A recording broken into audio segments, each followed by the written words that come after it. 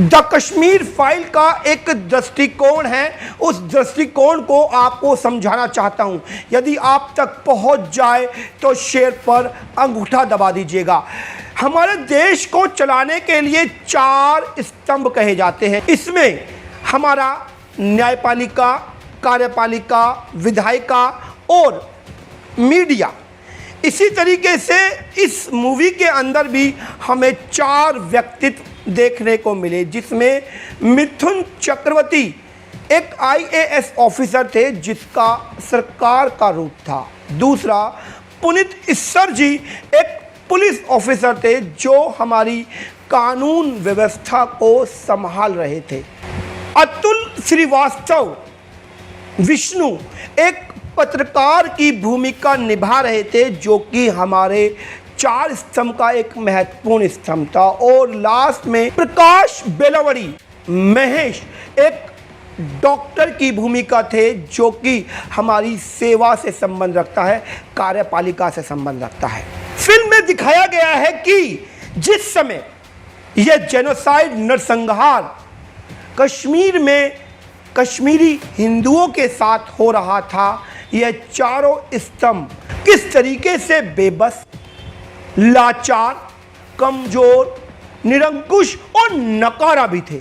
इस मूवी में हमने 2 महत्वपूर्ण किरदारों को खोया है जिन पर यह मूवी पूर्ण रूप से आधारित रही। एक का नाम शारदा, दूसरा शिवा।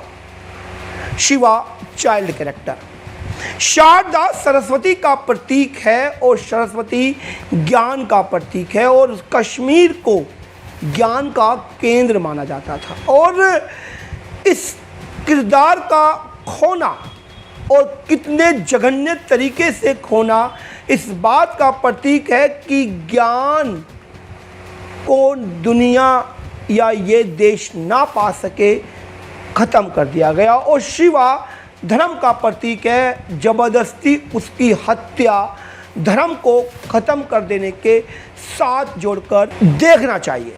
वहीं इस मूवी में दूसरा पक्ष अब्दुल्ला, शारदा का पड़ोसी, इसको इंटेलिजेंसी के तौर पर देखना चाहिए कि हमारी सेना की इंटेलिजेंसी या ये कहें कि सूत्रों की जानकारी कमज़ोर थी। और उन लोगों की जो कि यासिन मलिक बिट्टा या जो इसमें राधिका मेनन, जो बताया जा रहा है कि अरुंधति रॉय का किरदार इसमें निभा रही है, पल्लवी जोशी, इनकी इंटेलिजेंसी कितनी ज़्यादा स्ट्रॉन्ग थी कि जब बिट्टा शारदा के पति को मारने के लिए पहुंचता है तो अब्दुल्ला उसको बता देता है कि ऊपर चावल के टैंकर में वो छुपा है।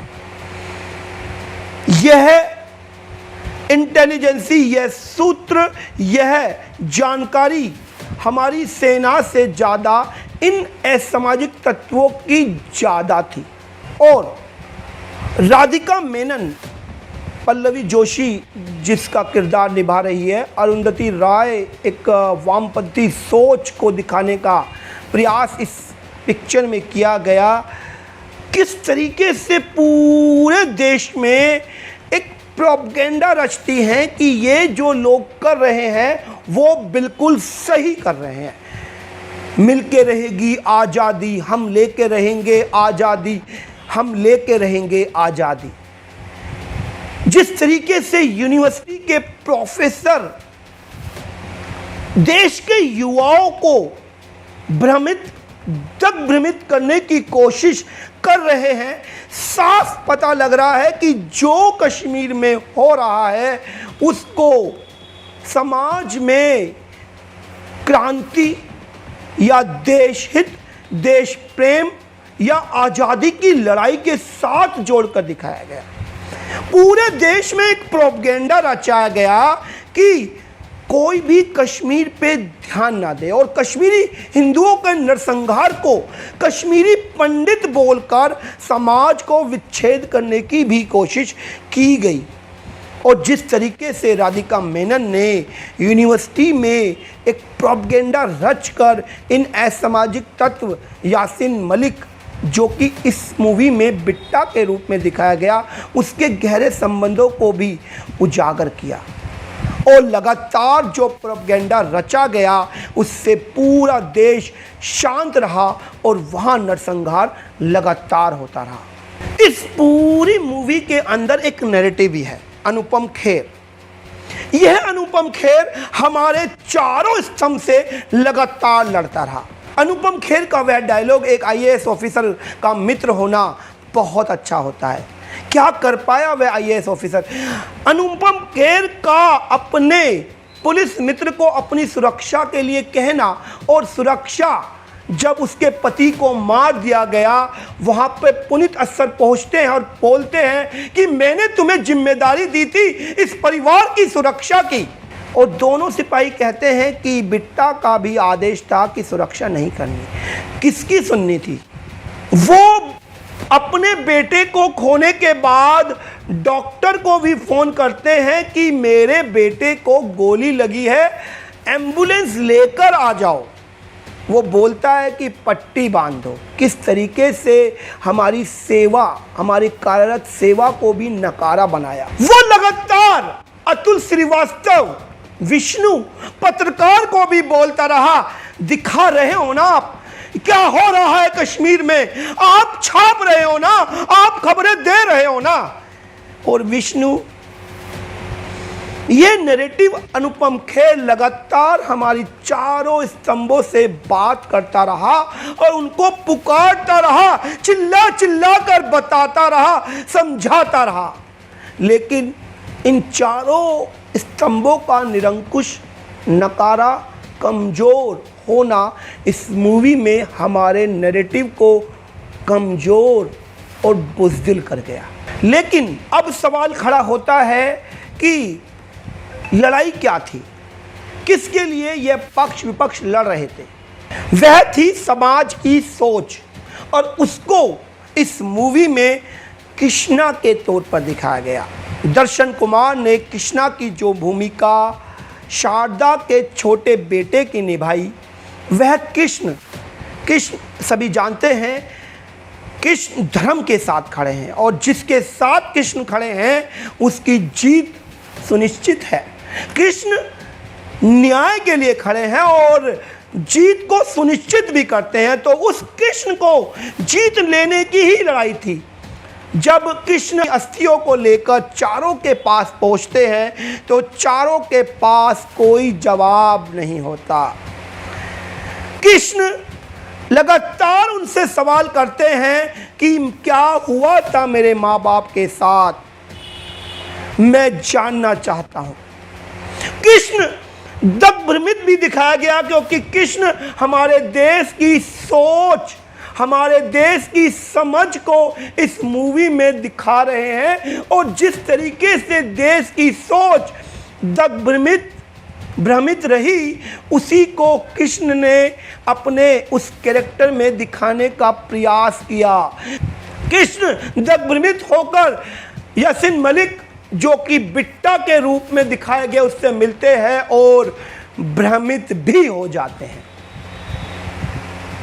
लेकिन बाद में आईएएस ऑफिसर मिथुन चक्रवर्ती के द्वारा जेनोसाइड की फाइल दिखाने के बाद उस कृष्ण को समझ में आता है कि आखिर सच्चाई क्या है धर्म और क्या है न्याय। वही आईएएस ऑफिसर मिथुन चक्रवर्ती जो उस समय नकारा दिखाए गए, इस बार उनका गुस्से की ज्वाला भड़क गई। वो कृष्ण को बहुत तेज चिल्लाकर समझाते हैं कि जानना चाहते हो सच, तो मैं दिखाता हूं आपको सच।